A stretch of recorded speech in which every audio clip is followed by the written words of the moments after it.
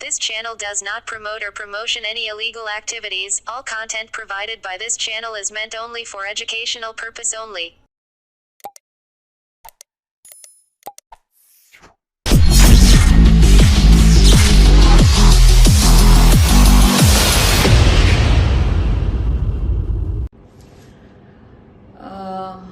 মহামান্য আদালত যে রায় দিয়েছে, সিবিআই রায় দিয়েছে, আমরা ওয়েলকাম করছি সিবিআই রায়কে। এবং এই আরজি করের ঘটনা কোনো কলকাতা পুলিশের কেউ, কোনো পশ্চিমবঙ্গের কোনো সিআইডি বা কেউ কোনো কিছু এটা উদ্ধার করতে পারবে না। কারণ প্রথম থেকেই তারা মিথ্যে কথা বলে যাচ্ছে, মিথ্যা নাটক সাজিয়ে যাচ্ছে।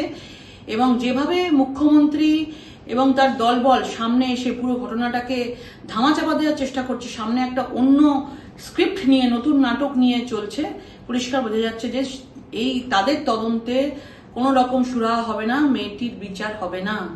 এবং কারণ আমরা জানি যে সিবিআই তদন্তকে আমরা একটাই বলবো যে যত তাড়াতাড়ি এই পুলিশদের কাছ থেকে যত প্রমাণ, যত এভিডেন্স আছে সেগুলো নেয়ার ব্যবস্থা করুক, নাহলে পুলিশ খুব তাড়াতাড়ি এইসব এভিডেন্সগুলোকে লোপাট করে দেওয়ার চেষ্টা করবে। এবং বিভিন্নভাবে যারা এইটার সঙ্গে কারোর যদি কোনো নলেজ থাকে ভেতরে, তাদের যদি কিছু বলার থাকে এই ঘটনা সম্পর্কে, তাদেরকেও ভয় দেখানোর চেষ্টা করবে। সুতরাং এই পুরো ছাত্র সমাজ, পুরো আমাদের বাংলায় এই সবাই যারা আমরা এই আন্দোলনের মধ্যে বিচার চাইতে নেমেছি, সবাইকে আওয়াজ যেরকম আছে আওয়াজটাকে আরো বেশি করে তুলতে হবে। কোনোভাবে যেন এটার 1%ও যেন কোনো খামতি না হয় এই তদন্তে। আমরা উপযুক্ত শাস্তি চাই, দোষীদের কঠোর থেকে কঠোরতম শাস্তি চাই।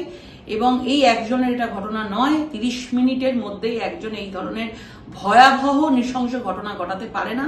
এর সঙ্গে অনেকে জড়িত আছে, তাদের নামগুলো সিবিআই সামনে নিয়ে আসুক। দয়া করে আজকে সিবিআইকে আমরা বলবো যে খুব তাড়াতাড়ি আপনারা তদন্ত করুন এবং আসল সত্যিকে সামনে নিয়ে আসুন।